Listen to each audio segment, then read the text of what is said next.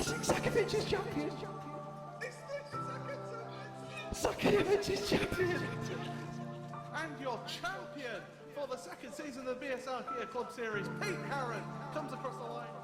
And your new champion once again, Pete Harron. Fantastic work from Pete to win the championship back to back.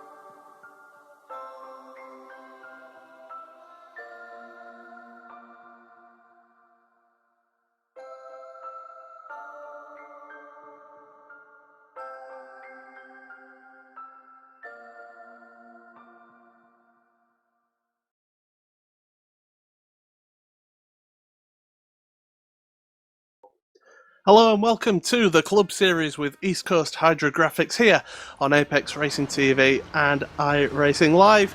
It is rounds 5 and 6 of the Club Series and we're here from the magnificent Circuit Spa-Francorchamps in Belgium. And well, myself, Paul Smith, joined by Adam Bath, who's been holding the fort while I've been away, but I'm back, and Samuli Kumo on the cameras as always. And Adam, 4 exciting races as we always get in the Club Series and a really good start to the championship, but this is now starting with one of these longer circuits now where people can start straight legs and sort of push through and try and improve their championship standings.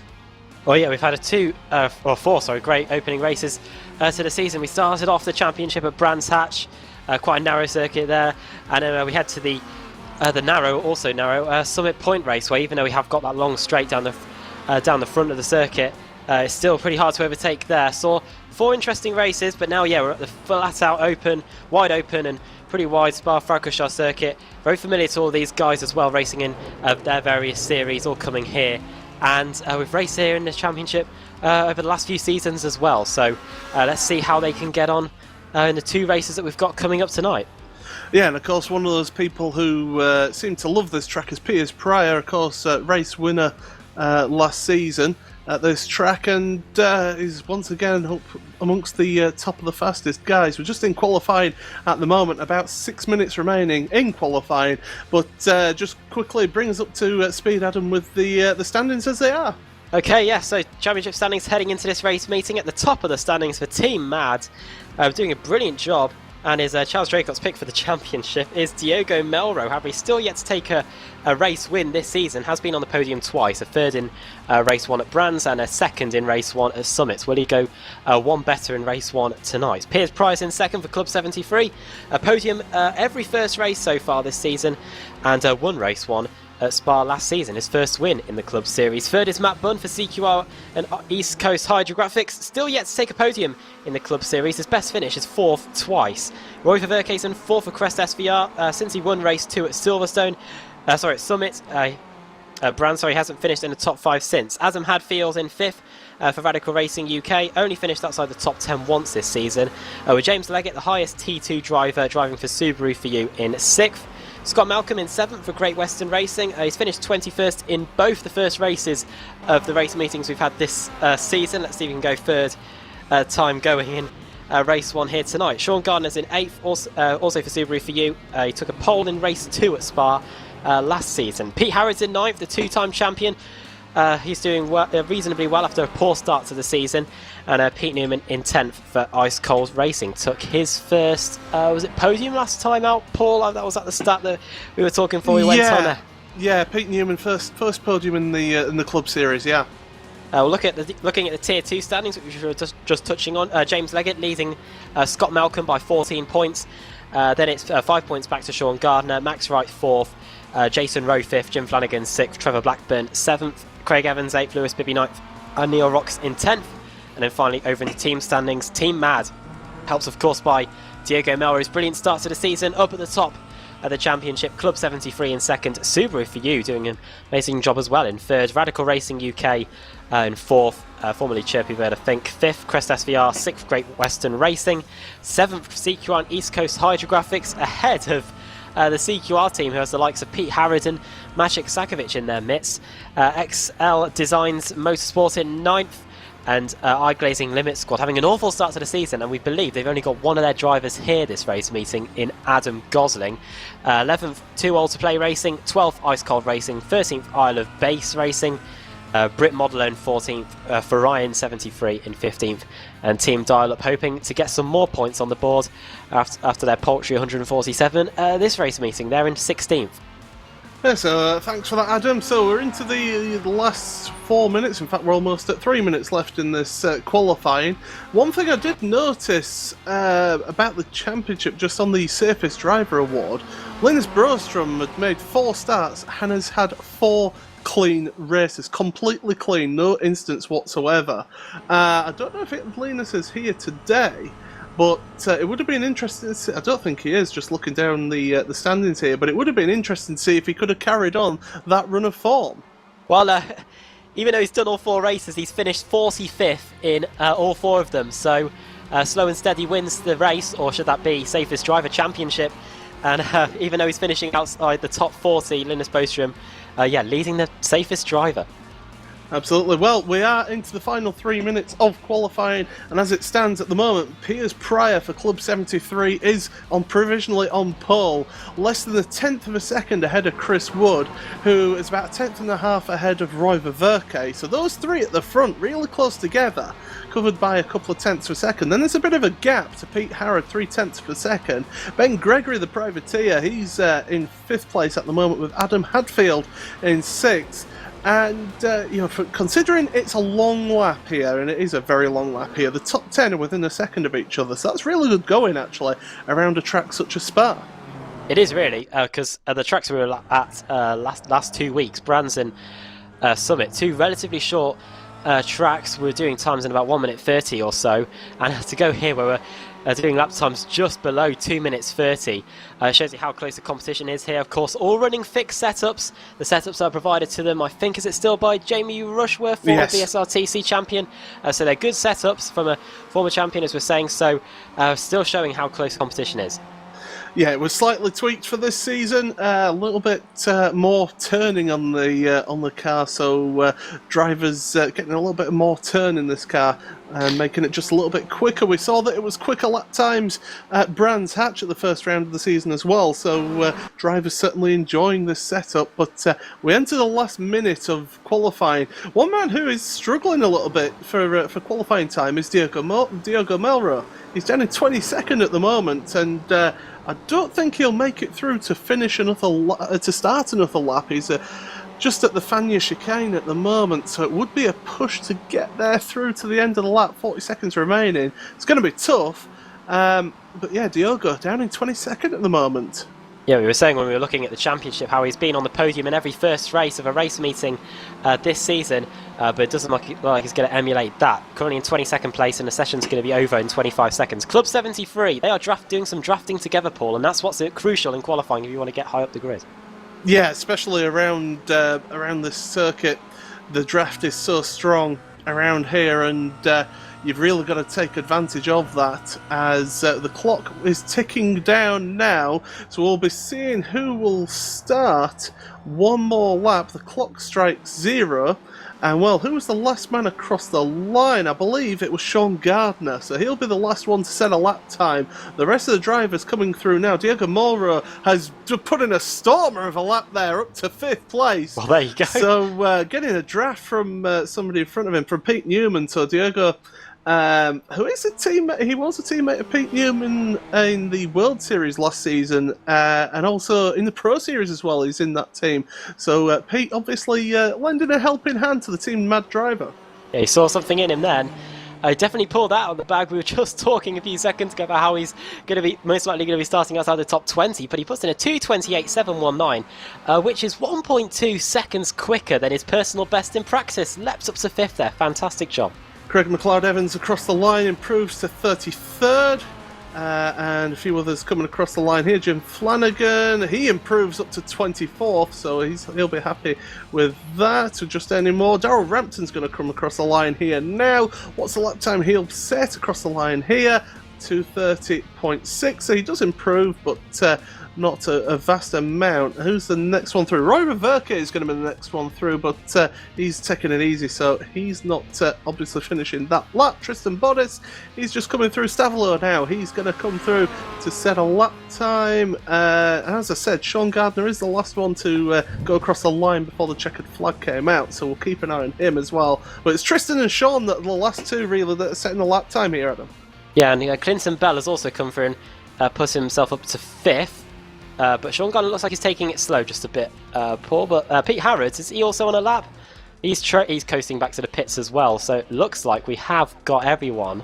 No, Tristan Bodis just coming into yeah. the chicane, yeah. So into the bus stop chicane as he is now, keeping it nice and tight to the right there to get the open up the left there. And Bodis taking the shortest route as possible across the line here. Improve, yes he does. And a good time, 10th place, 28.9, so really good work from him. And yeah, as Sean Gardner, yeah, he's just coasting back. So that is it. So, well, good luck, Adam. We've got a 40-car grid, so we'll give you some time to get through this grid. Well, we do have a maximum capacity of 60, but yeah, 40 is still a pretty good grid here for some Sunday night Kia racing. Piers Pryor then starts on the pole position. Last time he did that, he won here at Spa, and it was his first career win in the Club Series as well, so as you can see if he can emulate his form from the last season here tonight. Chris Wood alongside him on the front row, Adam Gosling in 3rd, Roy Ververke 4th, Clinton Bell in 5th, 6th, as we were saying, Diego Melro, Pete Harrod, 2-time champion in 7th, 8th, Ben Gregory, 9th, Adam Hadfield, and 10th, Tristan Bodis. Tristan Bodis won race 2 here, incidentally, last season. Matt Bunn is in 11th, Tom Stanley 12th, Ben Warburton 13th, Andrew Woodhouse up in 14th. Good job there from the team dial-up car, and they need it. They need some points on the board. Pete Newman in 15th, Sam Reed in 16th, Magic Zakovic for CQR in 17th, Neil Bamber 18th, Lewis Bibby 19th, and Ian Roskell in 20th. John Roberts 21st, Andrew Whitehead, who took his first win in the Club Series at Summit Point last time out, in 22nd. Mark Woodhouse 23rd, Jim Flanagan 24th, Perry Warburton is in 25th, 26th is Neil Rock, Scott Malcolm 27th, Toby Smales in 28th, Ethan Rowe 29th, and Christopher Sherburn rounding up the top 30. Trevor Blackburn in 31st. Sean Gardner, who was on the reverse grid pole here last season, in 32nd. 33rd, Darrell Rampton. Craig Evans in 34th. Max Wright 35th. James Leggett 36th. Dale Green 37th. Ben Palmer, who had a good end to the season last season as a privateer. He's in 38th after not setting a time.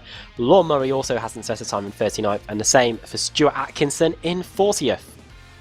Yeah, so we're all set here for 20 minutes of the Circuit Spa-Francorchamps. We've got cars going around the corner at the end of the lap there. So Lon Murray, he's starting. He's in last place on the grid, I believe. No, second to last place on the grid.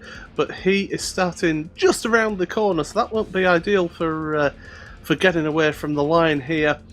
Cars we're going to look at, really, you'd have to say Piers Pryor is going to be in for a good shout to this, because Chris Wood, even though he's in a different team, it is the sister team of that Club 73 team, so certainly we'll be looking to get a good start here. Well, Piers, and certainly to looking for some help maybe from his sister team, but Adam Gosling, The only one for iGlazing, Limit Squad. He's there in third place, so really good showing from the iGlazing driver. He'll hopefully try to get down the inside and make sure he can slot in between those two cars, as he said, sister teams. I'm sure that Chris Wood will be trying to cut across as quick as he can to stop that iGlazing squad having the inside line into La Source. Oh, just waiting for the last few drivers to get onto the grid, and these drivers, like I say, 20 minutes of Spa-Francorchamps, with them all having the same setup. They won't be able to break away from the Tour that easy, so the key is to get away from your rival so you can just break that Tour, especially at the Kemmel Straight, because we see so many times in these Kia races how often overtakes are made up into the Le Combe chicane. Just wait now for the final driver to enter the grid. In fact, we're going to have the lights come on here. So we're going to have 20 minutes in the Club Series with East Coast Hydrographics. The red lights are on, the green light is on. Away we go from the line here, and Piers Pryor gets a fantastic start away from the pole position. And his sister team of Chris Wood slotting in second place. A little bit of bumping and barging into La Source there, and hopefully everyone can make it through. It's all checking up there at the hairpin, but so far everyone able to make it through at the start there. So great start then for Piers Pryor, is in the lead, already 0.4 of a second ahead of Chris Wood. Adam Gosling keeping it in third place. Robert Verke started in fourth. He is fourth at the moment, with Diogo Melro up into fifth place. A good start from Diogo to getting up a place at the start. But as they go up the Kemmel Straight, it is still Piers Pryor in the front. Pete Harrod just looking towards the inside there. And look at that, Chris Wood attacking his sister team into the Le Combe, and having to stay behind for the time being. But everyone else so far able to make it through. Pete Harrod looked very eager at the start there. He was right on the inside going into La Source and got shoved out by the car in front of him, which was Diogo Melro, who, as you said, Paul, had a good start off the line.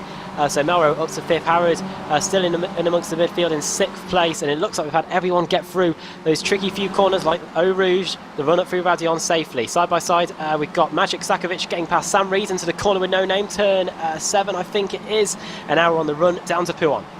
Yeah, so through Pouan they go once again, and it's really close racing here. You always get on Sunday nights, and well, we were in for a treat here, because Spa-Francorchamps always a track that encourages good racing. Matt Bunn looking to the inside there of Adam Hadfield into the Fania chicane. He's going to have it round the outside of the second part. He's going to try and cut back though, but he's going to be on the outside into Stavolo, the right-hander here. Second gear corner, but over the curb he goes, trying to get the better run through Stavolo to then carry the speed all the way through Paul Freyer. Over the curb goes Bunn, and he's just having to stay behind for the time being. We've got Mark Woodhouse is dropping down the order. What's happened to him in this?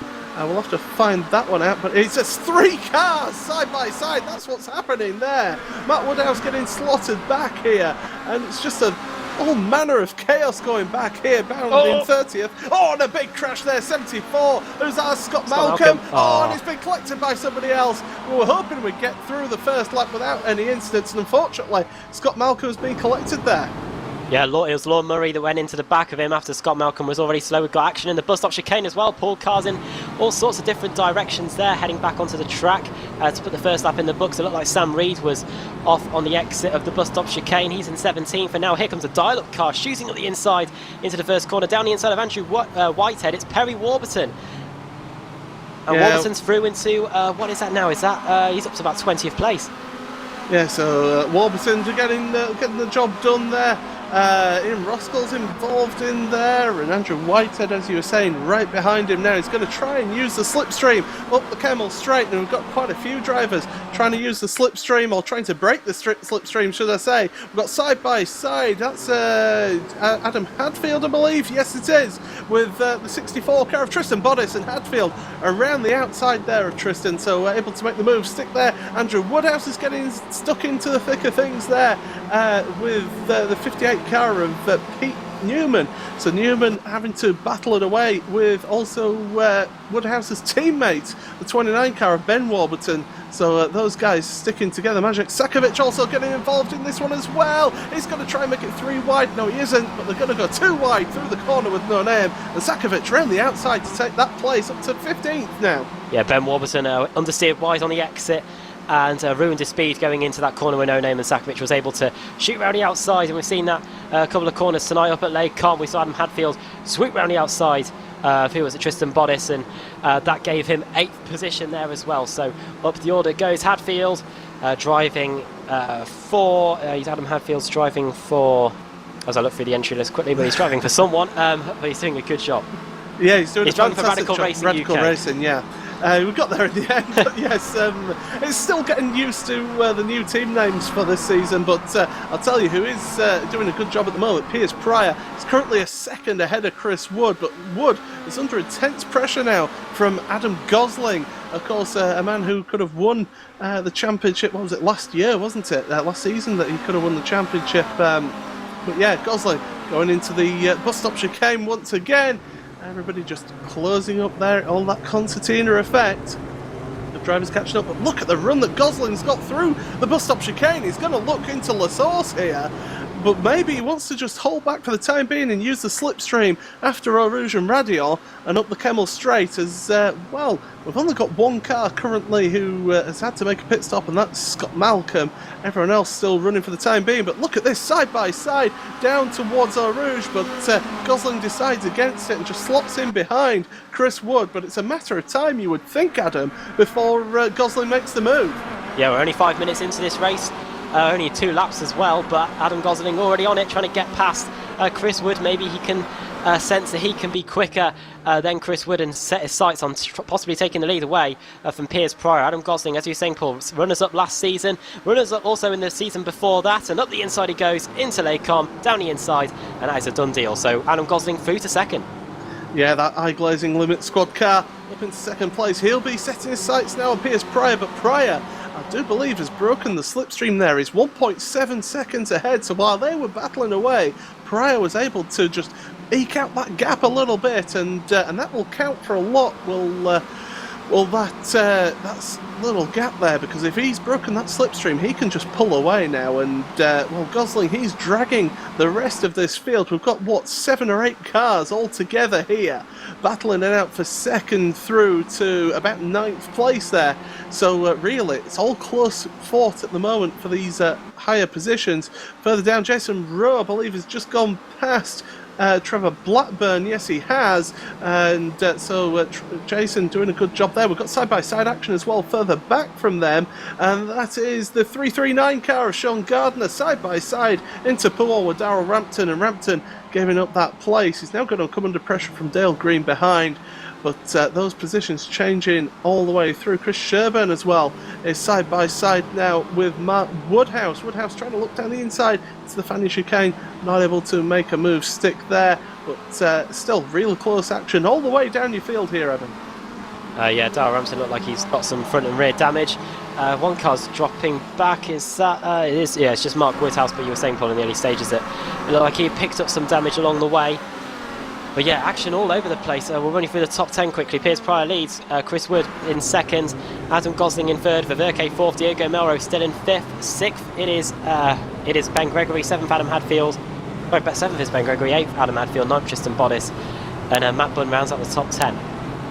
Got side-by-side. Also, just side-by-side racing here. Down the front straight, just the car in front of Andrew Woodhouse. Pete Newman and Tom Stanley looked like they were going at it, but they've settled down going into La Source. Yeah, and Perry Warburton is side-by-side as well with 67. That's Andrew Whitehead, of course, race winner at Summit Point last time. He is a specialist around Summit Point, it seems. He's the man who beat me to win there at Summit Point a few seasons ago in the Pro Series, but certainly trying to make his mark here at Spa.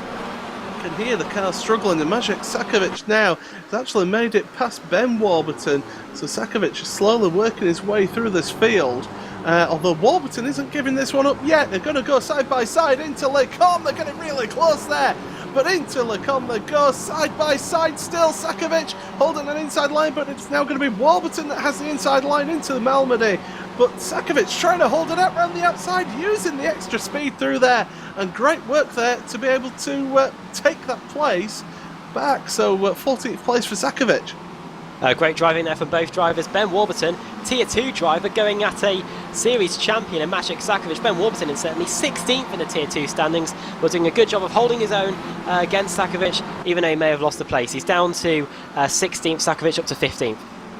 Yeah, we've got more action further back as well. I will say something. Ben Palmer started the race at the back of the grid. He's up to 23rd now in this race, so he's been working his way through the field. We've got a car running out wide there as well. Andrew Woodhouse. So Andrew Woodhouse has dropped down the field here. He was 14th at the start of the lap. He's down to 26th, so if you want to maybe find out what's happened there. But he's certainly dropping down the field here, Adam. Yeah, no doubt he'll be fuming. He was in 14th before the start of the lap. At the start of the lap, so something must have gone wrong. But I'll have a look back and while you're looking back at that, I can tell you Adam Gosling is under intense pressure now from the third place man, Chris Wood. Chris Wood, who we saw make massive strides in improvement through the last season, and this season he's kicking it off well into the bus stop chicane. They go again. Oh, Gosling just clips that sausage curb on the right hand side. It sends the car just onto two wheels slightly, but away they go there through. And Bodis is also side by side with who's that? He's side by side with, is that Adam Hadfield? It is. So Hadfield and Bodis making it back past Adam Hadfield. So 8th place for Bodis for the time being, 9th for Adam Hadfield. Matt Bunn up to 10th place now in this race. He's only made up one place in this race so far, Adam. Yeah, just looking back at what happened to Andrew Woodhouse, there's a collection of things really poorly. Picked up a slowdown on the exit of Eau Rouge, putting all four wheels over that curb, and then after he'd served that slowdown penalty, he had a bit of a collision with Ian Roskell, who was in 21st at the time, and that puts him back even more position. So bad lap for Andrew Woodhouse. He is currently now being shown in 29th place. Gosling and side by side with Wood. Wood trying to go the long way around. We've seen it work there before, but now Wood is actually going to be under pressure from Roy Viverke, and Viverke in turn is going to be under pressure from Diogo Melro. So it's all just going this way and that between these few drivers, and all the while this is happening, you've got Piers Pryor is now 3 seconds ahead in the lead. So Piers Pryor, he's checked out, he's gone, and it'll take quite a lot to catch him up, maybe a mistake or something like that. Andrew Woodhouse, by the way, has been in the pit, so he's down to 38th now, so disaster for Andrew. Obviously getting some damage there, but he's able to carry on now. He'll be hoping to maybe have a few drivers drop out and pick up a few places, because it is notorious around this track for being able to get yourself disqualified by just having little excursions off the track there, Adam. Yeah, we only have an instant limit of 12, and from experiences here of racing either in a Kia or in some form of GT racing, the incident points get awarded to you pretty easily around here. You don't have to do much to pick up a 1x for just going off the track just a little bit. So do expect to see some disqualifications towards the end of the race. We are just over the halfway mark, and the temperature will be getting hotter and hotter inside those cars. And here comes Adam Gosling and Chris Wood. They're going at it again through Blanchimont, and Chris Wood has no intentions of staying in third place for long. Yeah, absolutely. The cars behind. Well, we have lost a couple of drivers, by the way, in this one. Darryl Rampton and Trevor Blackburn both getting disqualified from this race. Oh, and it's going to be side by side through the second part of the bus stop chicane. Gosling, and it's all just concertinaing up. And look at this, we're going to have 4 cars side by side as they head down towards La Source. They go. Gosling just managing to creep ahead of Wood. But look at the inside there. That is Roy Viverke. Now he's trying to get that place for Chris Wood. Wood runs it out wide. He will get on the power earlier though, so he'll maybe get the speed going down the hill, but Viverke is going to just go side by side. Oh, don't go side by side through Eau Rouge, please. We've seen big accidents here in the past, and Roy Viverke just breathing off the throttle there, but that's going to leave him open to battle. That'll be a slowdown, won't it? That'll be a slowdown penalty because he's cut across the course there. So that's going to mean that Diogo Mauro will surely move up the place there. Yes, he does. And Roy trying his best to serve that slowdown penalty, but he's lost another place to Pete Harrod and Ben Gregory, and also not Tristan Bodis. That's it's Tristan Bodis. Yeah, it is Tristan Bodis. Yeah, Adam Hadfield catches up to Roy Viverke. I don't know whether Viverke has actually served that penalty yet, but it does seem to be he's going away now. So yeah, lost a ton of positions there, down from 4th to 8th. Well, Andrew Woodhouse, yeah, he served his penalty by the time he got up to Lacombe, but yeah, it hurts you so much getting a penalty. I was just about to say, before he picked up that slow down, that Roy Verwerke showing why he was voted most improved driver in the championship by getting off the throttle before heading side by side into Eau Rouge, but then he just picked up a slow down on the X-Servit. So yeah, lost a few positions. Harry's still just inside the top 10. Harry has got Adam Hadfield bearing down on him now. Certainly does. We're 6 minutes remaining in this race. This race has flown by. I don't know about you, Adam, but I'm certainly enjoying myself here. Again, Sunday night here on Apex Racing TV and iRacing Live here with the Club Series with East Coast Hydrographics, and it's excitement all the way. It's this pack at the front here, this pack of 5 cars. That is Adam Gosling, Chris Wood, Diogo Melro, Pete Harrod and Ben Gregory, all together there, all battling over those last 2 places on the podium as they are. And further down as well, we've got close Palmer. Ben Palmer is really close now. Look at this, side by side into Stavolo. Palmer, Andrew Whitehead, Neil Bamber. Palmer's round. That's it, he's out. Who was that collected him? I think it was Neil Bamber, was it? No, he just lost control himself. And, well, Andrew Whitehead had to take avoiding action as well. And, yeah, that was all pretty much a mess, really, wasn't it? Pretty much. I can't even tell whether Palmer might have got disqualified just for that off track on the exit, Stavolo, before he even hit the wall. So, yeah, not good there. And Ben Palmer had to start at the back of the grid anyway. He'll be, for race 1, he'll be starting at the back of the grid again in race 2.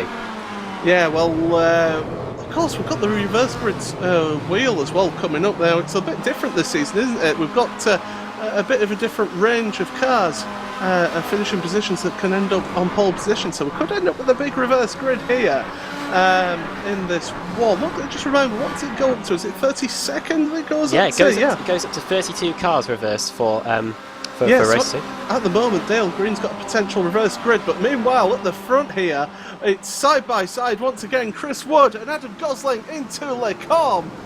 Chris Wood doing a good job of putting the pressure on Gosling, and these two now 5.7 seconds behind Piers Pryor, so all this battling is just losing them out time to Piers. And Diego Melro, look at this, he's going to look down the inside into Rivage. It's a tough place to overtake. The car just wants to understeer all the way through that corner, but then through this left-hander here, you're going to understeer as well through the corner with no name, and still by side. I think Diogo's actually got it. Yes, he has, so he's moved up onto the podium positions once again as Diogo. Started 6th on the grid, and now he's up to the podium positions. If there's one man that can overtake, it seems to be Diogo Melro. He's been flying tonight, of course, been on the podium in all of the opening races of an evening. And Perry Warburton, we've just found out from the pits, has been disqualified as well. So not good for Team Dial-Up. Perry Warburton was running in 19th place after starting 25th, and that's not good at all. Yeah, not good for them at all. They were needing the points here, and well, that's Perry Warburton. Ben Warburton is in 16th at the moment, so he's getting some good points. But Andrew Woodhouse, of course, had that issue, and he's down in 34th for the time being. He wants a couple more drivers to drop out, I think, does Andrew, just to possibly get himself a chance or a reverse grid. But we've got about 2 minutes, 46 seconds remaining in this race. Piers Pryor. Now, we're going to have 2 laps remaining in this one, so he's going to cross the line with enough time to have 2 laps remaining in this one. So still plenty of time for this battle for second place, although Adam Gosling's got a little bit of a gap there. We've got contact at the chicane. I can hear it all going on. We've got cars side by side, and Matthew Bunn is in the grass. He's doing a bit of grass cutting there. He's down from 10th place down to 14th, so something's happened there. We'll try and find out what's happened there, in fact. And Bunn went into the chicane. And just got collected by... who was that he got collected by? That was the 73 car of Clinton Bell. So Bell turning Matt Bunn around, and look at this now, down side by side. You've got Bell and Tom Stanley.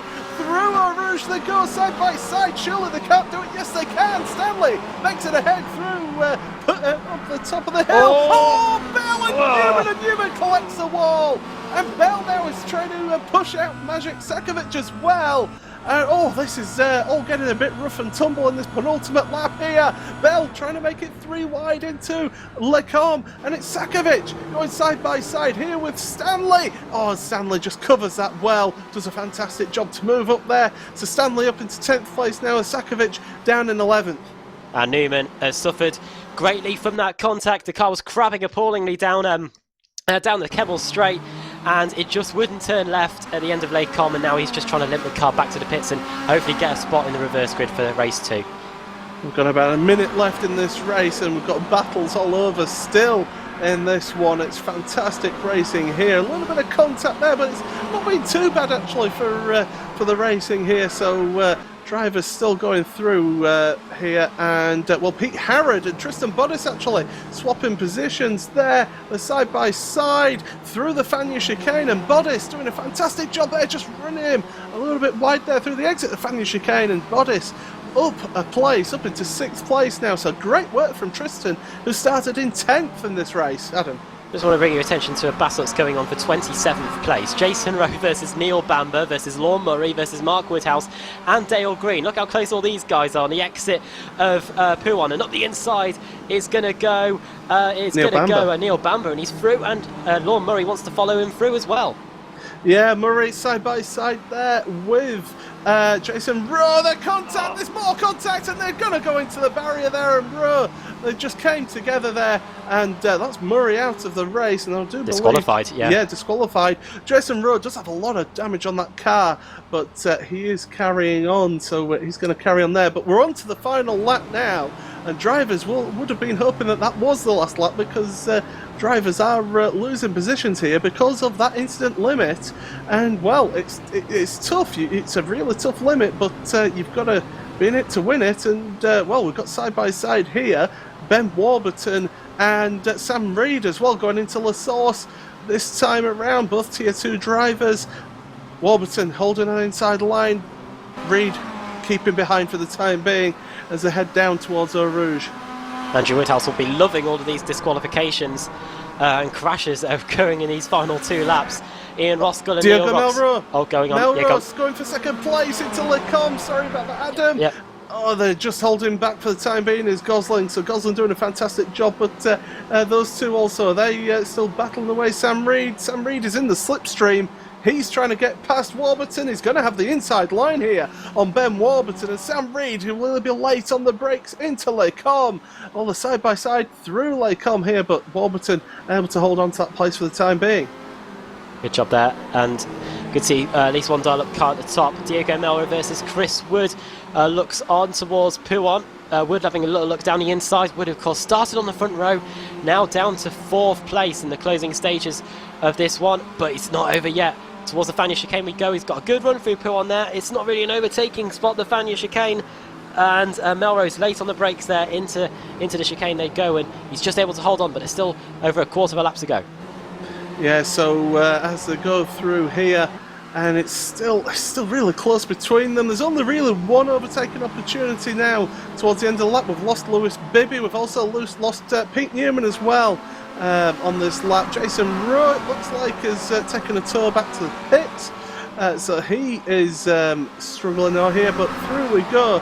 Piers Pryor coming through Blanchimont for the final time. He'll head towards the bus stop chicane, but it's this battle for 2nd place that's still ongoing. And well, Adam Gosling is in the prime position at the moment. Diego Melrose is trying his best to get the place, but Piers Pryor coming out the final chicane now. He's going to take race 1 win here tonight, and fantastic result for him and for the team. Across the line he goes, and there's a battle all the way to the end here, but it's going to be Adam Gosling ahead of Diego Melrose who will take that place. Any more incidents or close battles going on? Sam Reed, he's still with Ben Warburton, but he's also got Craig McLeod Evans with him as well going into that final chicane. A little bit of contact there with Sam Reed and Warburton at the final chicane they go. It's a drag to the finish there, but it will be Ben Warburton who finishes ahead of Sam Reed there to finish that one. We've got side by side further back as well, and well, it was one of the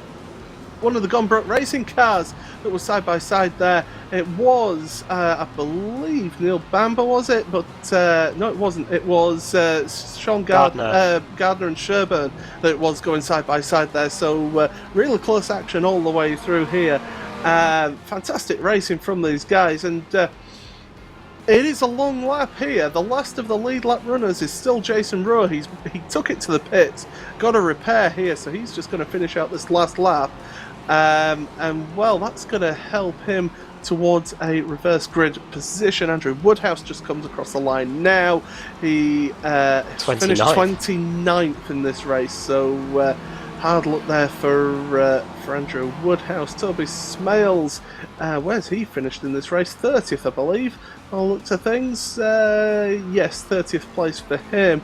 And we're just waiting for Jason Rowe, who's going to come through the Fania chicane just to find out where he comes out in all of this. He should finish in 31st, I think, because Pete Newman's out, and so is Lewis Bibby. So yeah, he should get 31st. He should do, but we'll have to wait and see. We'll never know. Well, by the time you get down to those positions, you should be able to work your way through the finishing order. So what we'll do is we'll start taking the finishing order then, Adam.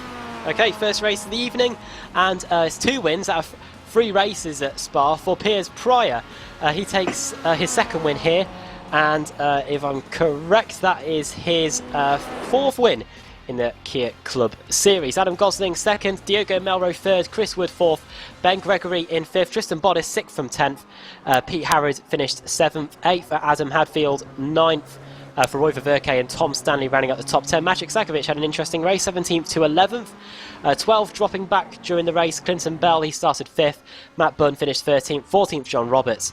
15th for Ben Warburton. Sam Reed in 16th. 17th, Craig Evans. 18th, Jim Flanagan. Ian Roskell, 19th, and Neil Rocks rounding up your top 20. Andrew Whitehead finished 21st. Sean Gardner, 22nd. 23rd for Christopher Sherburn. James Leggett, 24th. Neil Bamber 25th, Mark Woodhouse 26th, Dale Green 27th, Max Wright 28th, Andrew Woodhouse 29th, Toby Smales 30th, Jason Rowe did get 31st in the end, Lewis Bibby 32nd, and is the highest placed driver that can be reversed onto pole when we do the reverse grid draw in a moment. Pete Newman 33rd, 34th Scott Malcolm, 2 laps down Lorne Murray, Perry Warburton also 3 laps down 36th, Ben Palmer 37th, Darrell Rampton 38th, 39th Trevor Blackburn, and Stuart Atkinson didn't take the start. So that is your finishing order for tonight, and what we'll do now is we'll get ready for the reverse grid, and that is what, 21st to 32nd, isn't it, for this? So who is it that could possibly end up with a reverse grid position then, Adam? Well, every week I always seem to ask somebody how much the reverse grid goes to. I know it goes up to 32, so we'll work back from there. I think it is 21, I believe. 21 to 32, or okay. maybe 20. I don't know. We'll find out eventually. I'm sure our lovely cameraman Samuli will let us know what the reverse grid selection is. 21 to 32. There we go. So the drivers eligible are as follows. I write it down every week and I always seem to lose a sheet of paper. Anyway, here we go. Andrew Whitehead, Sean Gardner, Christopher Sherburn, James Leggett, Neil Bamber, Mark Woodhouse, Dale Green, Max Wright, Andrew Woodhouse, Toby Smales, Jason Rowe, and Lewis Bibby are the drivers eligible for a spot on the reverse grid poll. So Samuli Kumo, time to spin the wheel, I think, for the first time tonight, and we'll find out who's on the front row of the grid for round 6 of the championship race 2 tonight. Yeah, so we will wait for that reverse grid wheel to spin around, and we will get the result any second now. And it is 24, so that will be James Leggett on pole position. Now, he does have a back of grid penalty for the second race, does James Leggett, so I don't believe he will be on pole position, so I don't know how they're going to work that one out, so we'll have to wait and see for that one to see how they work that one out. But certainly I'm just going to try and find out from the admins, and what we'll do is we'll take an ad break and we'll be able to find out how we're going to sort that one out. So stay with us for round 6 of the Club Series with East Coast Hydrographics here on Apex Racing TV and iRacing Live. We'll be right back, stay tuned.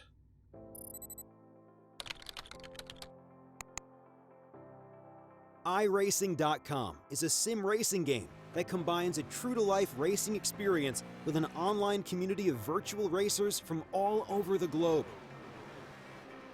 iRacing offers a multitude of officially licensed cars and tracks, laser scanned with millimeter accuracy. Their car models and mechanical systems are based on real-world physics and engineered in cooperation with manufacturers and race teams. iRacing's web-based interface allows members to compare stats and test drive any combination of car and track instantly. Their skill license system ranges from rookie to pro, ensuring members are always pitted against those with similar skill sets.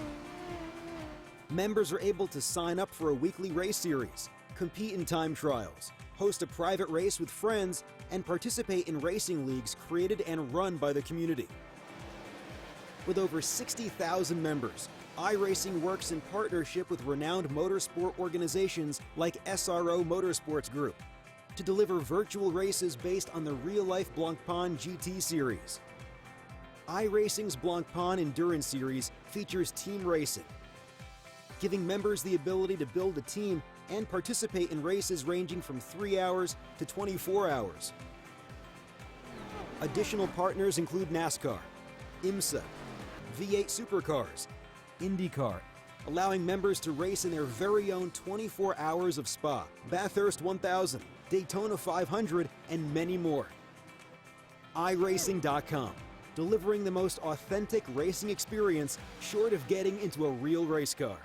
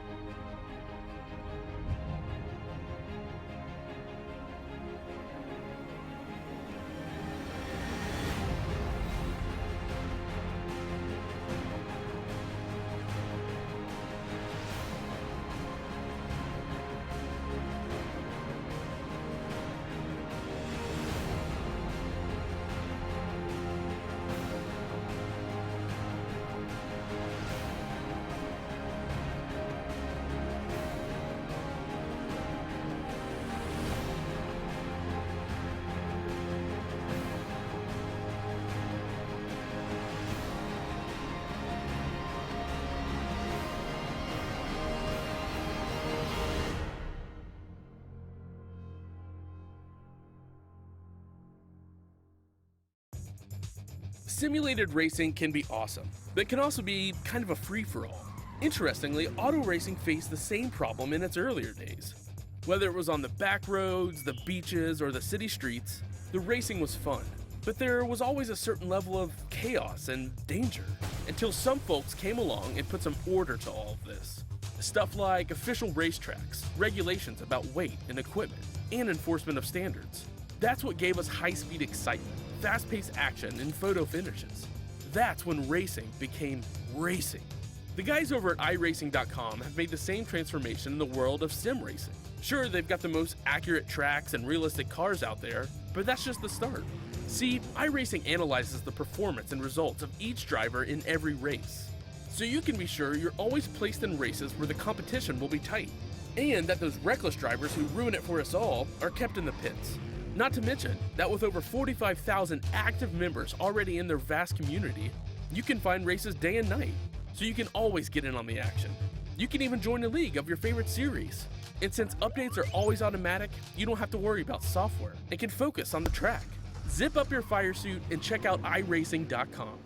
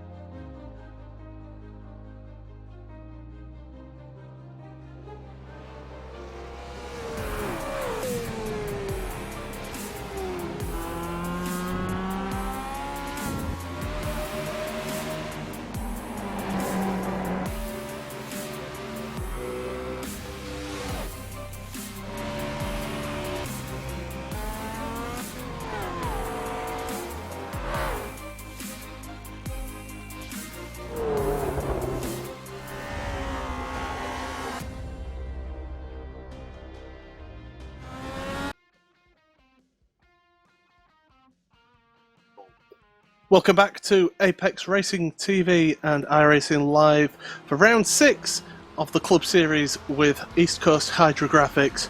And well, after an interesting and exciting race in round 5, we've got the reverse grid race. And well, after we've counted our fingers and toes and that, we finally found out that Jerburn will be on pole position for this race. So we'll go through that grid just before the race is due. But Adam, really good, relatively clean race in that first race, but these reverse grid races, they always seem to just add a little bit more spice and could have a little bit more, shall we say, robust driving.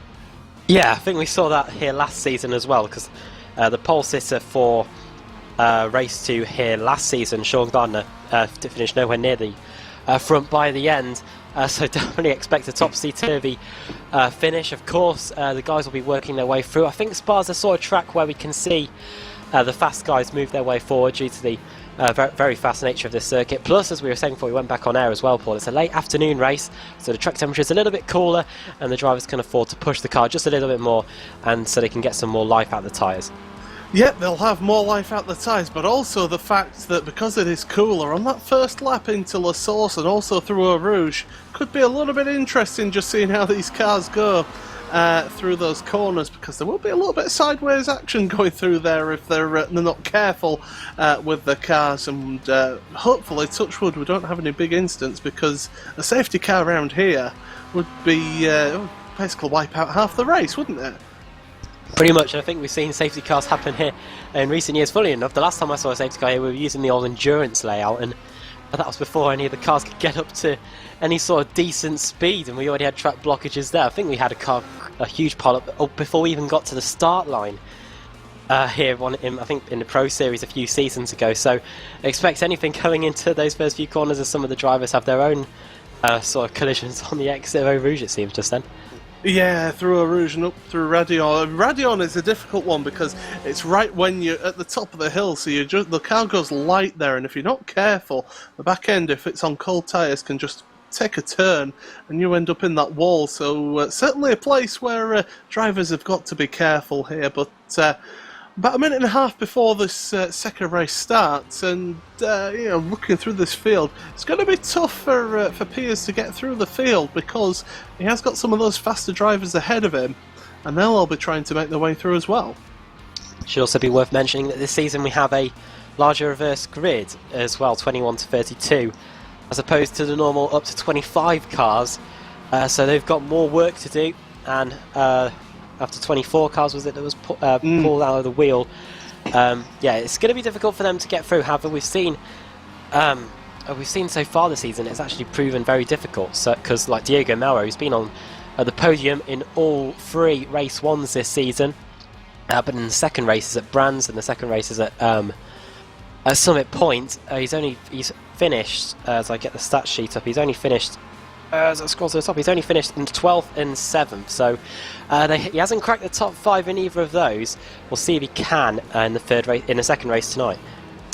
Yeah, just looking at those stats, Piers Pryor, who was second place going into this week's action, he finished in the podium on both first races as well as Diogo, although he'd finished second and first in those.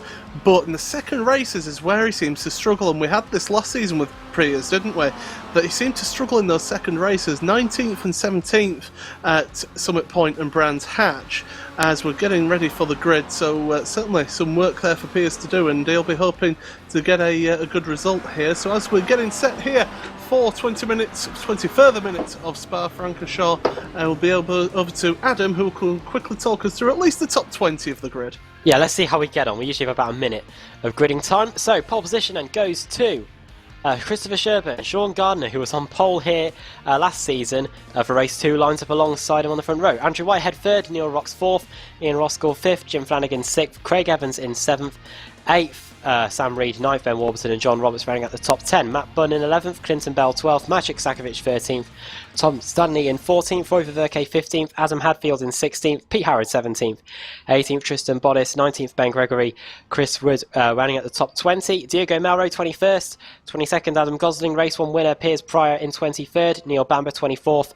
Mark Woodhouse 25th, 26th Dale Green 27th, Max Wright 28th, Andrew Woodhouse, Toby Smells 29th, Jason Rowe 30th, Lewis Bibby 31st, 32nd Pete Newman, 33rd Scott Malcolm, 34th Perry Warburton, 35th Darrell Rampton, 36th Trevor Blackburn, 37th Stuart Atkinson, 38th Lorne Murray, and at the back in 39th is James Leggett, and Ben Palmer hasn't taken to the grid for the second race tonight. So, well done Adam there, take a breath while we get ready for the start here. A further 20 minutes, the green light is on, away we go from the start. And how's the start? Well, Chris Sherburn doesn't get away, but Sean Gardner does. He's going to go down the outside into La Source. cuts across, a little bit of contact there from the 67 car. That's Andrew Whitehead, as we're all struggling away through here through the first corner. La Source, a little bit of up and a badge and a contact. That's the 23 car. It's Andrew Woodhouse, Andrew I think. Woodhouse. Oh, he just cannot cut any luck here at the start. But through Eau Rouge they go. Now we have got colder tyres on this lap, and how are we all going to make it through Eau Rouge? So far the answer is yes, they all make it through. Up at Radion as well. And yeah, away we go. And well, it's been a start now. Jason Rowe was also involved in something there because he's back in the pits, but it's Sean Gardner who leads this one ahead of Chris Sherburn. Andrew Whitehead is in third with Ian Roskell in fourth.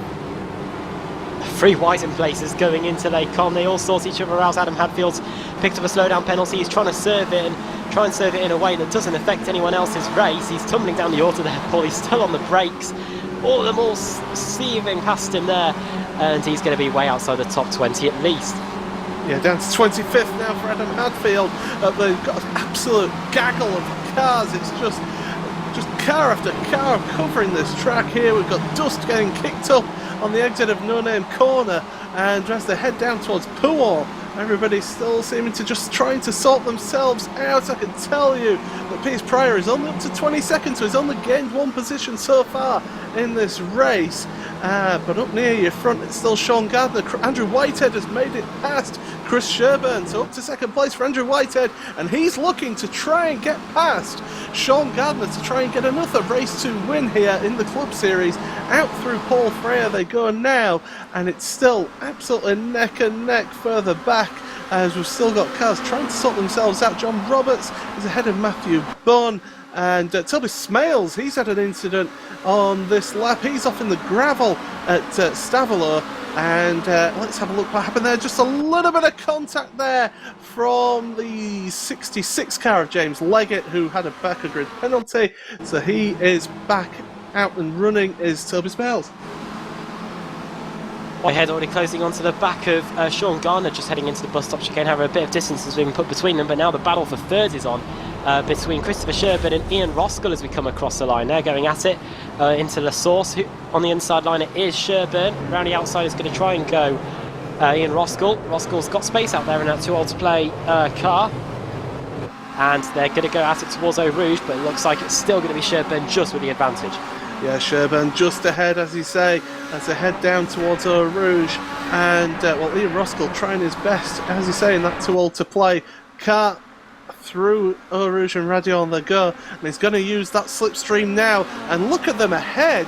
Sean Gardner and Andrew Whitehead, they've made a little bit of a gap here on Sherburn as well. Here comes Roskell now, he's looking to the inside, he's going to try and make the move down into Le Com of Sherburn, down the inside there, they'll go side by side, and it's still side by side there. Roskell trying his best to get past Sherburn here, and Sherburn doing a fantastic job of keeping Roskell behind. Look at that behind as well. We've got battling here Craig McLeod-Evans and Neil Rocks as well. They're side by side, and those two going through Rivage now, side by side still. They've been side by side for almost a third of a lap there, but finally Craig McLeod-Evans makes it ahead of Neil Rocks, but McLeod-Evans is a man on the move at the moment, isn't he? Doing a brilliant job, yeah. He was sick for the start lap and now looking to get another position down the inside into Pouon, the too old to play car there of Ian Roskell trying to hold it out around the outside. But now we're going to see who's going to be latest on the brakes into Pouon, sorry, into the Fania chicane, and they almost make contact there on the exit of Pouon. Up the inside goes Ian Roskell. He's got the position for now into the Fania chicane. But look at Craig Evans, he's shaping him up through here. Now we're going towards Stavelot. Will he try and set him up through here and try and get the move done either through Blanchemont or into the bus stop chicane? We're on lap 2 of the race. So much action's already occurred here, and now Ian Roskell, Paul, is closing onto the back of Sherburn. Yeah, look at this queue of traffic behind Sherburn from third place all the way down to 10th there. They're covered by a couple of seconds, and this is absolutely fantastic. Sherburn doing a fantastic job, it must be said, keeping these guys behind, but they are losing time on Whitehead and Gardner. Those two have gone away. They're 3 3.5 seconds ahead of this battle are those two in the lead. So they're in for a good shout of maybe getting a good result here in this race, but it's down into the bus stop chicane once again, and oh, there's gone side by side behind there. A little bit of contact at the chicane. That's the John Roberts getting involved in that one, getting slightly turned but able to carry on. But just look at this queue of traffic. Look at this sea of cars, Adam, going down the main straight. They're going side by side. They're going three wide. It's absolutely crazy. Into the first corner we go. Where do you look? I'm looking at Tom Stanley and Jim Flanagan, who are going at it on the exit of La Source, but there's more side-by-side racing. Ben Gregory, you can always see that bright orange car. He's in some battles as well, side by side. Pete Newman and Diogo Melro as well. Diogo Melro finishing high up in race 1, of course. So it's everywhere you look. Lead battle as well. The battle's going on between Andrew Whitehead. He's going side by side with Sean Gardner up to the top of the hill. Yeah, it's going to be Whitehead who maybe gets the break in later, and he's going to take the lead here. So Andrew Whitehead, the man who won the second race last week, has once again gone into the lead here of this race. Ian Ruskell has made it up. Chris Sherburn's down 2 places. He's down to 5th place, so Ian Ruskell ahead of Sherburn along with Craig McLeod-Evans. Now those two will be trying their best to catch up to these lead 2 who are battling away for that lead, but Sean Gardner just dropping down to 2nd place for the time being. But Ian Ruskell, he's got the bit between his teeth. He's already got a gap out to Craig McLeod-Evans, and he's thinking, I've got one target and one target only, and that is the leaders, as we've got still side by side battling going on here.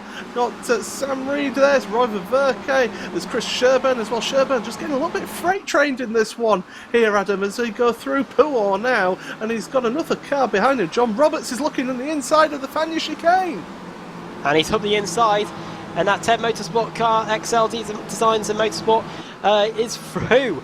So Sherburn losing another position. He was 3rd at the start of the lap. Now he's most likely outside the top 5 and plunging towards the rear end of the top 10. Neil Rock's next on the scene, as well as Clinton Bell. We've got Tom Stanley there, Jim Flanagan side by side between the 2 CQR cars. That's Howard v Sakovic, the 2 champions going at it, and it is Sakovic that comes out on top. And now Pete Howard's going to be at the mercy of Matt Bunn and who's Tristan the other car? Bodis. Tristan Bodis going into Blanchimont.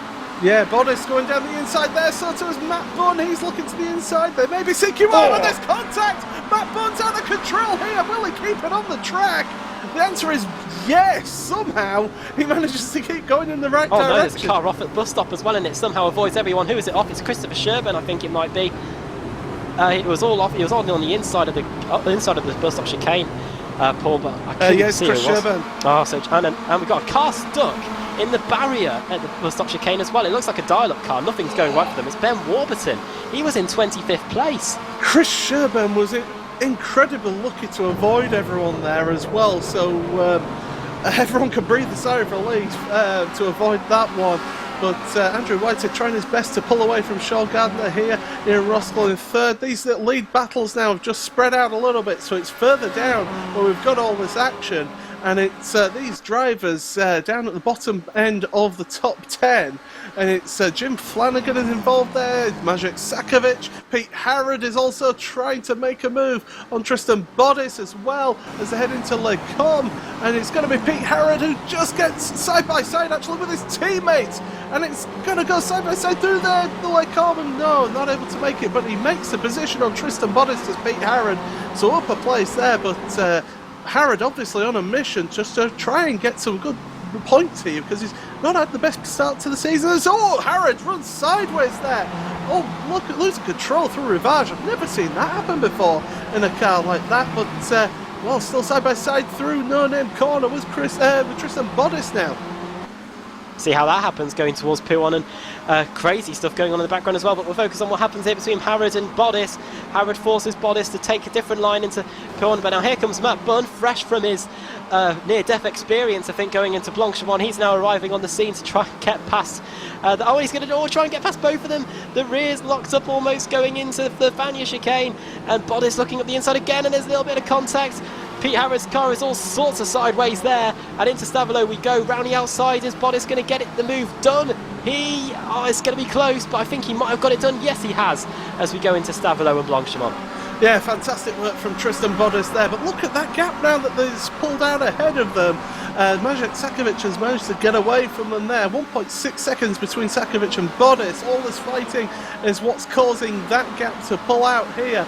We're hitting 10 minutes of this race gone so far. The top 10 are as they follow, and it's Andrew Whitehead who leads, but Sean Gardner is not giving up this battle, not without a fight here. He is in second place. In Roskell is in third, and then behind it's Craig McLeod-Evans, then Sam Reed, Roy Ververke, John Roberts, Neil Rocks, Tom Stanley and Clinton Bell rounding out your top 10. But look at Clinton Bell, he's battling away here with Tom Stanley. He's looking to the outside here, and look at Jim Flanagan, ever the opportunist is Jim. He's trying to take it down the inside of La Source, doesn't get the run out of La Source, but he's got that slipstream of the car in front. In fact, he's got a double slipstream because he's got Tom Stanley ahead of him as they go into Eau Rouge. What to get through there, absolutely on the limit there, over the curbs and on the exit there. And look at this, look at the run that Maciej Sakovic has got on Jim Flanagan as well. So we've got slipstreams left, right and centre.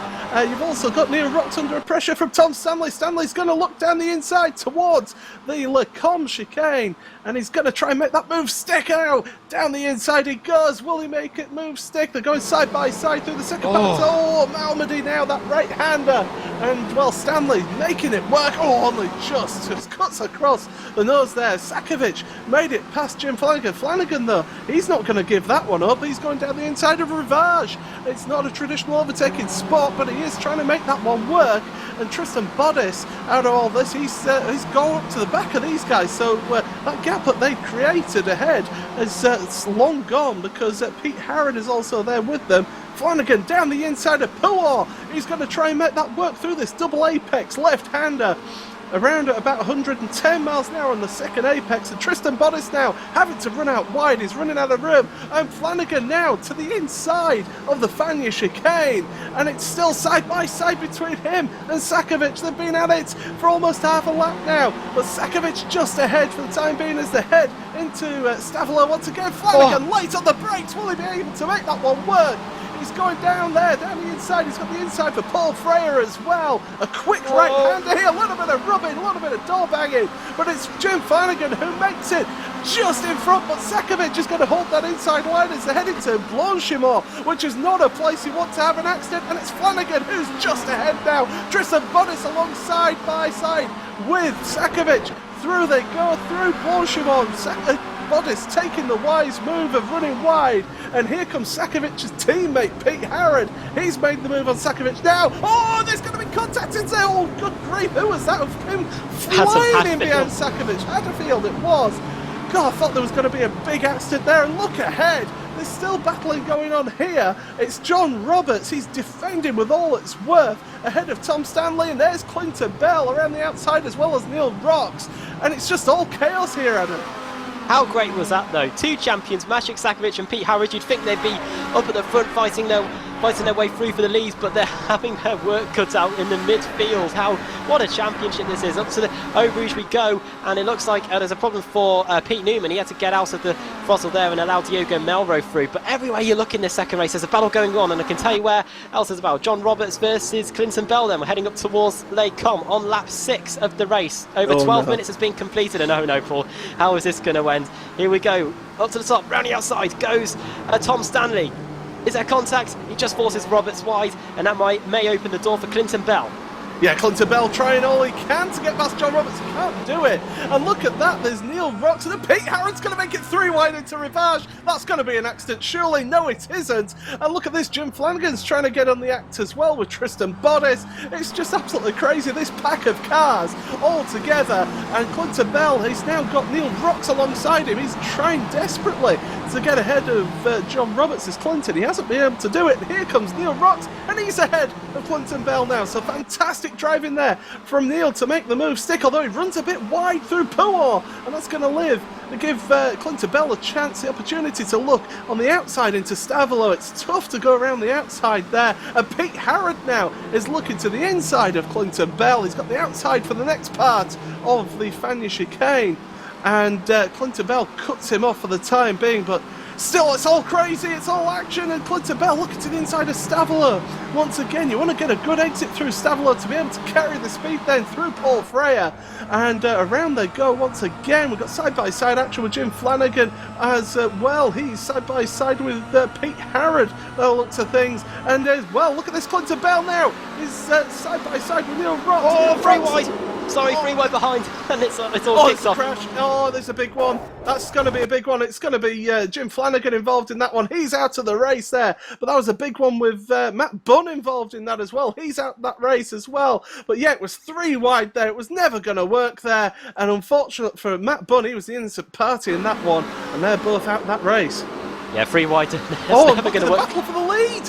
It's still on. 0.2 of a second between Andrew Whitehead and Sean Gardner as well as they head towards Eau Rouge. It's fantastic racing. You don't know where to look. And Ian Roskell, he's catching up to these two as well. Yeah, it looked at the beginning as if Andrew Whitehead in that boosted motorsport car had accelerated away from the rest of the field, but no, Sean Gardner's come back.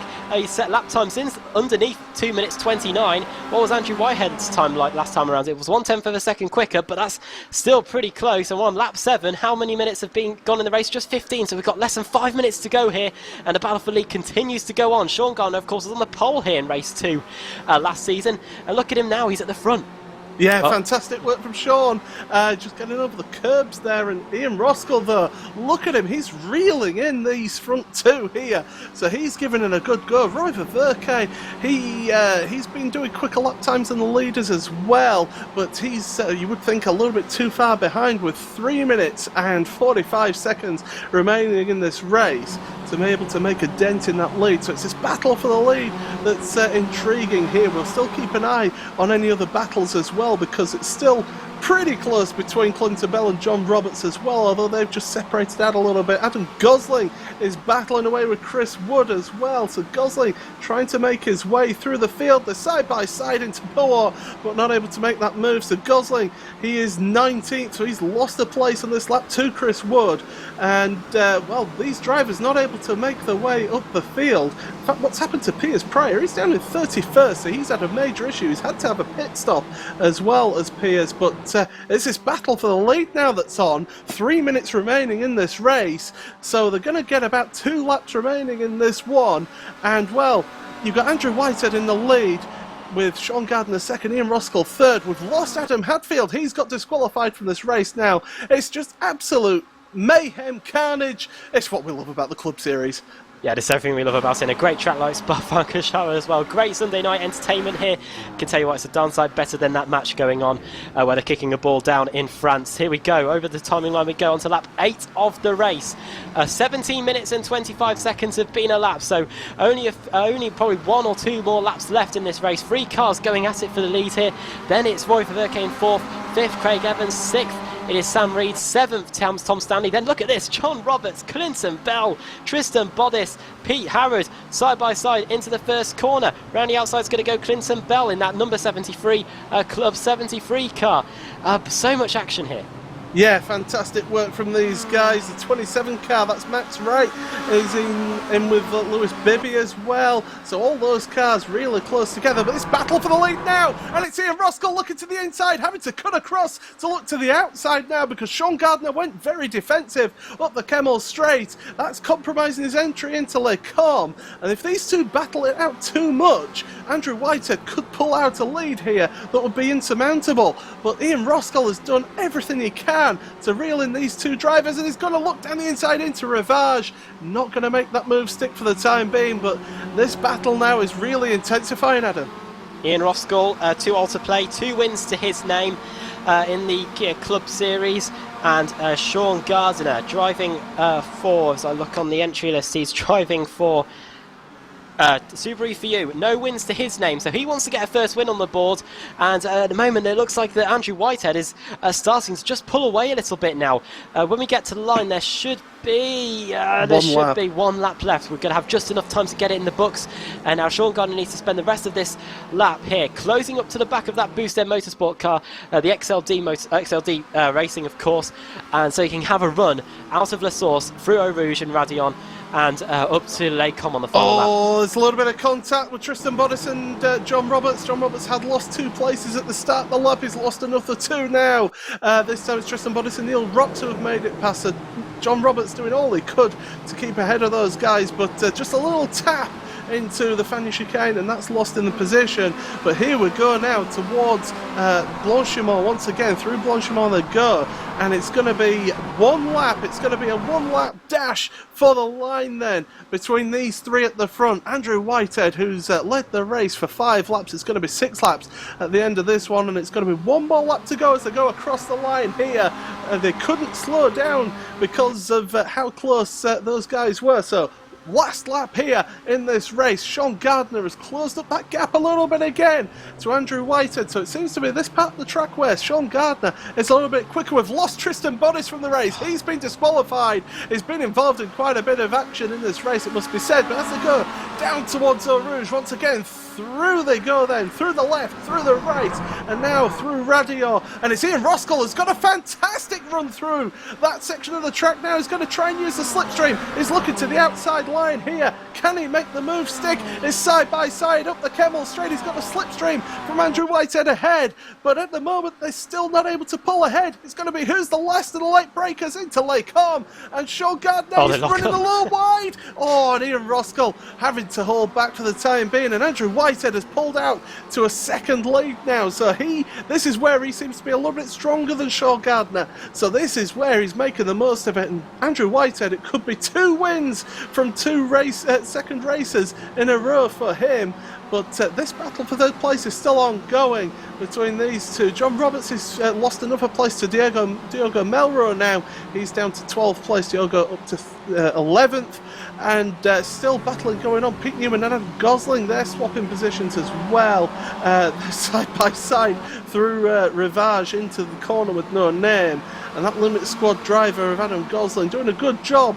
He started down in 22nd up to 14th in this race. We've lost Chris Wood and Lewis Bibby as well. They're the latest ones to fall foul of the instant limit, but it's this battle for 2nd place that's going on, because Andrew Whitehead has just got enough of a gap, you would say, there to be able to hold on to the lead here. But Sean Gardner doing everything he can to stay ahead of Ian Roskell as they head towards Blanchimont for the final time.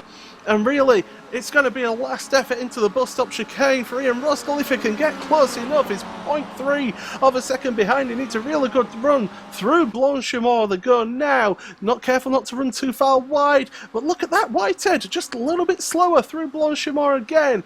But it's not able to close up enough. And it's going to be as they were through the final corners here. And it's going to be Andrew Whitehead who wins a 2nd race again in the Club Series here, just ahead of Sean Gardner with Ian Roskell in 3rd. Fantastic racing from those guys. Roy Ververke is going to finish in 4th place. We've still got battling going on further down though. Through the final chicane they go. It's Diogo Melro, it's Neil Rocks, it's John Roberts, and well, Diogo is actually going to end up finishing just ahead of John Roberts, and still more battling going on there as well. Perry Warburton, he is in a battle with Darrell Rampton across the line, but they're going to sort themselves out there, and Dale Green as well involved there, and side by side across the line was Darrell Rampton and Toby Smales by the looks of things. Wow, what a race, Adam. That was absolutely fantastic. Brilliant racing. Breathtaking. There's just, there's no words for it, really. No, well, welcome to the Kia Club Series, everyone. And Paul, I presume it's great to be back after 2 weeks away. It's been absolutely brilliant. Where could you look, really? We had a lead for the battle for the lead, which always makes a great race.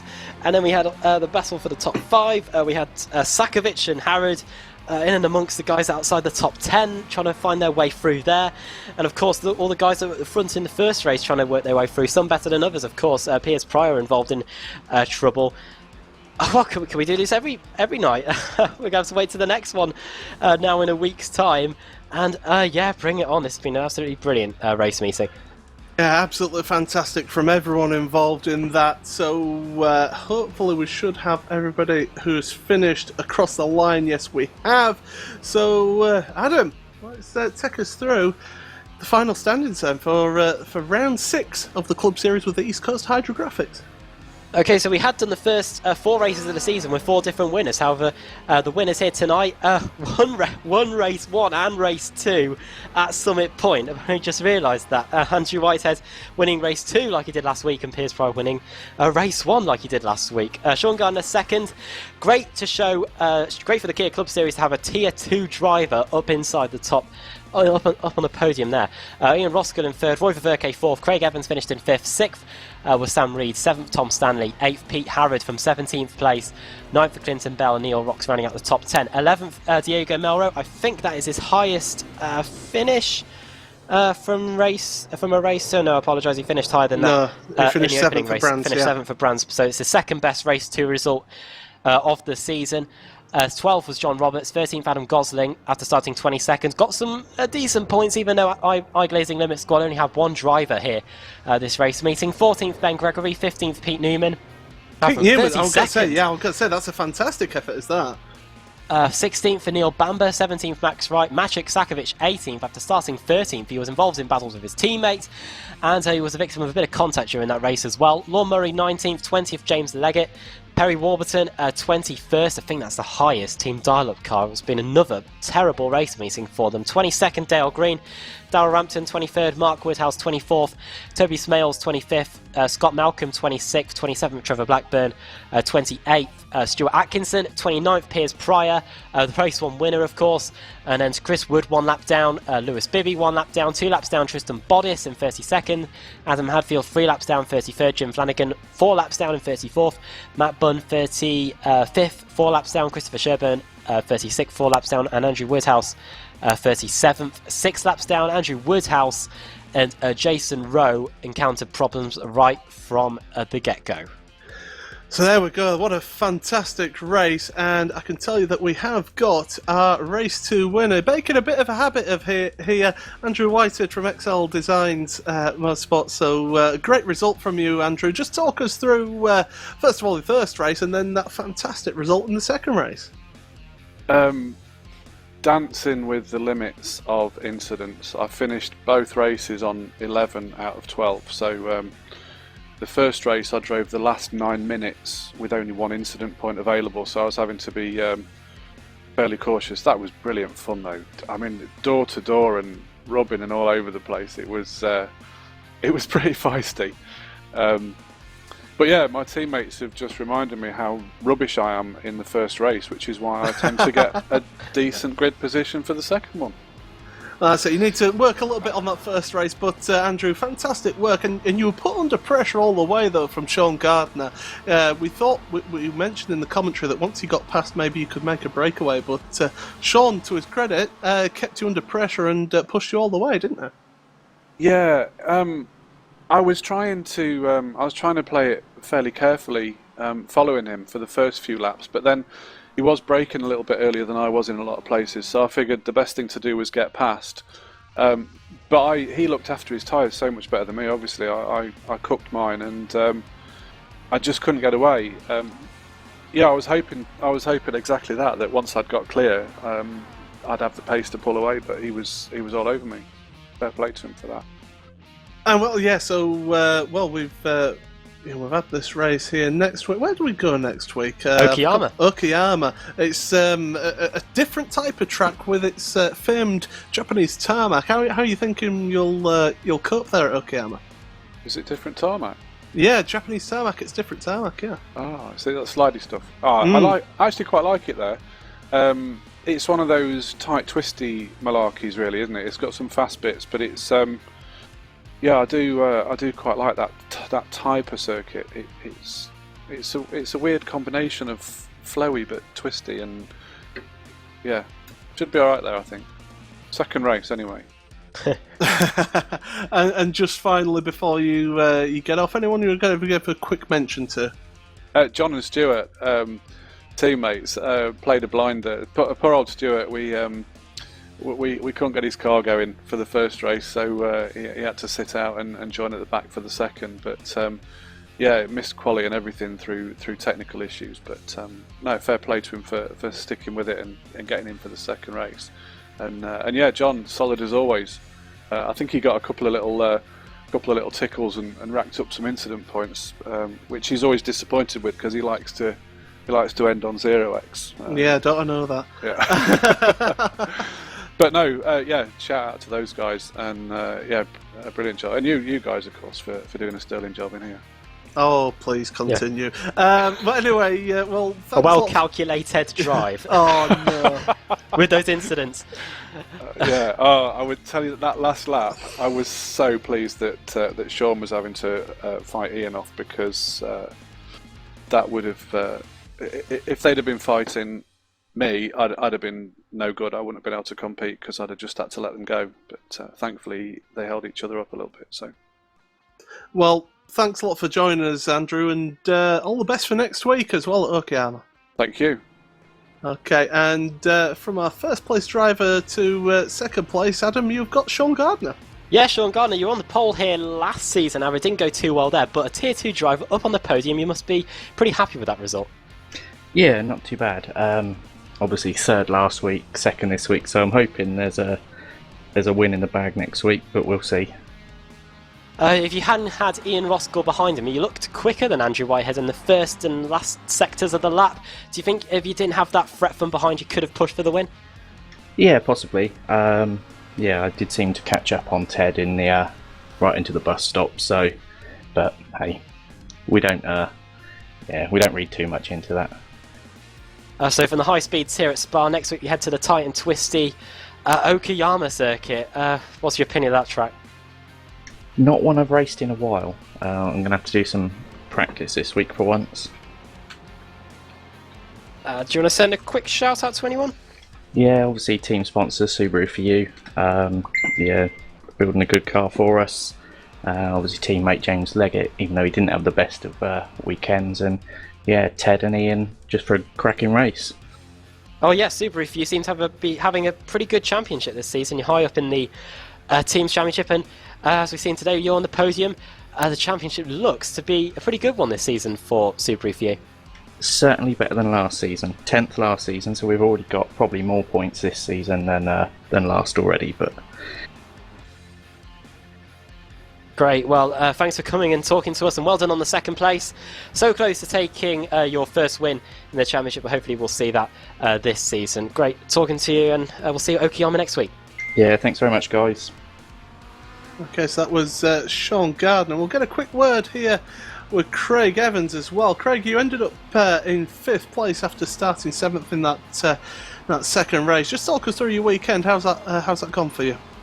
Well, overall, went quite well. After practice and qualifying, I wasn't looking forward to it. Don't have any pace at all. I've no idea how I finished so high up in both races. But no, I think I started 34th in race 1, and it was a massive fight all the way to get up to, I think it was 17th to finish in the end there. So I didn't get any luck with the accident, so I was quite happy with that. And then the reverse grid kind of went in my favour, and then it was a tough fight to kind of hold on to 5th there. I think Sam Reed was hounding me for about 15 minutes, so yeah, it was a bit tough trying to keep him behind. He was a lot better on the brakes, but thankfully managed to hold him off. Yeah, so an overall sort of a good week for you, or indifferent? How would you rate it for yourself? I'd say that was a very good one, if I'm honest with you. We did 3 races that span the World Series, and I got disqualified from every single one of them for track limits. So I was quite happy to actually finish a race here, never mind 2 of them and 1 of them being in 5th. So no, overall chuffed with that. I didn't have the pace, but in the packs I was quite enjoying it. Everybody was fighting away, so it was some good battling, so thoroughly enjoyed that one tonight. And of course, next week going over to Japan, it's Okayama. Your thoughts on that? I'm not going to be here, sadly. I'm going to end up missing that one. I missed last week because I didn't have a wheel, and I am missing next week because I've got a little bit of holiday. So Okayama's not a track I'm not used to in the Kia anyway, so it's probably a good idea that I'm missing it. But yeah, a bit disappointing to be dropping points in the championship. Well, I mean, that's it. I mean, end of the day, when you are attending, at least you're providing points for the team. That's the main thing, isn't it, really, in your case, then? Yeah, definitely want to get as many points to the team as possible, and also push on and kind of... I don't think we'll get anything in the Tier 2 Championship, but I want to push on and give the guys a good fight anyway. I think it's James leading at the moment. He didn't have the best of nights, so I'll have caught up with him a little bit now, but yeah, I just want to keep the pressure on, despite maybe not being able to make them all. And quick mention before you go? Yeah, big shout out to Lauren. He came in, couldn't do qualifying, and then ended up getting all the way up to, I think it was 20th or something in the second race, so he did well there. 19th. 19th was it? Oh, even Yeah. better. Fantastic. Yeah, no, shout out to him, and I'll see you guys again for an excellent broadcast. So I'll be watching that at work tomorrow. Just don't tell the boss. Okay, well, thanks a lot, Craig, for joining us. And enjoy your holiday. These people who go off on holiday while the club series is on, I don't know. I know that. They miss commentating and everything. It's shocking. Thanks a lot, Craig. Catch you later. And Adam, a quick chat to Tom Stanley, who finished that race in 7th. Yeah, Tom Stanley started 14th and managed to climb your way up to 7th, and it looked pretty lively where you were in the field, so tell us about your race. It was quite lively. There was a lot of... The reverse grids makes it so much more interesting because you got more of the not really the slower guys, but the little bit slower guys in front. It just makes them like a marble chicane, but it was very, very interesting. But once I got past that little pack, I just got myself clear and just managed to get a decent gap to be able to keep second place. Well, you had good company in and amongst you. You had Pete Howard at one point, you had Maciek Sakovic as well. At least you know you were racing with some top drivers in those CQR drivers.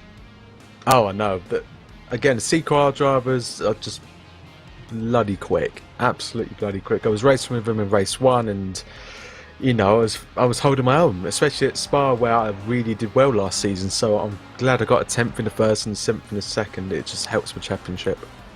Well, next week then, from the high speed here at Spa, we go to Okayama. So what are your thoughts of that track? It's going to be quite interesting going into the braking zones, I think, because there's not the long straights compared to Spa, but it should be very interesting and probably a lot of argy-bargy, I reckon. Yeah, from memory, we've got a few incidents there as well. Just before we let you go, do you want to send a quick shout out to anyone? Again, thank you to Adam and Mark for still doing some great results in the races. Race 2 was a bit unlucky for them, but they still brought some good points there. And thank you to, well done to Radical as well for a great team effort. Great, yeah, well done on the 7th position, and we'll see you at the Okayama circuit next week. Thank you, take care guys. And just finally, because he's waited patiently around, Ben Gregory, just quickly talk us through your 2 races there. Compared to the last 2 weeks, it's been pretty much a win, especially after Brands Hatch being pretty awful, Summit being a bit better, and this week finally actually getting a top 5 on the first race and having one of the best fights of my life in the second one. It's pretty damn good, I think. Well, that's it. I mean, you look at it, you improved in race 2 and from compared to your qualifying position, and also you progressed forward as well in race 1 as well, so it must be feeling positive. You know, because you are driving as a privateer, so you've got no teammates to help you out there. That must make it a little bit more difficult to race. Yeah, it's a little bit more difficult, but it also means you can treat everyone with the same respect, like sort of same mentality. Like you don't have to be as cautious around teammates, especially when you're overtaking and really fighting for the top spots. You don't really have to think about, oh, championship, he's actually going to be ahead of me, I should let him through. And well, we've asked everyone else, so might as well ask you next week, Okayama. What's your thoughts on that?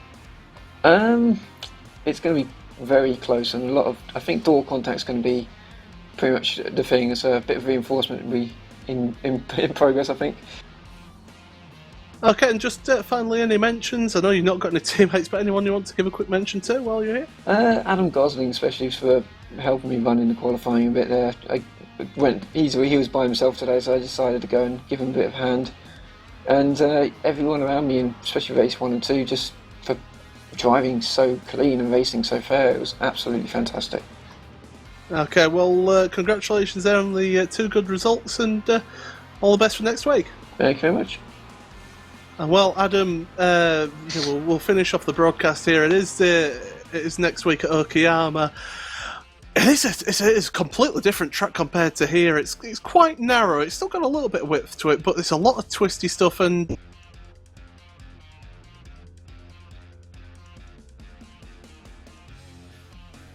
oh well, yeah, Okayama, you got the run going off that right hander up over the hill and then down that straight. We have seen some runs that the drivers have got out of there working pretty well going into the tight hairpin at the end, and it's a good overtaking spot as well. So that's probably the area to watch out on the track.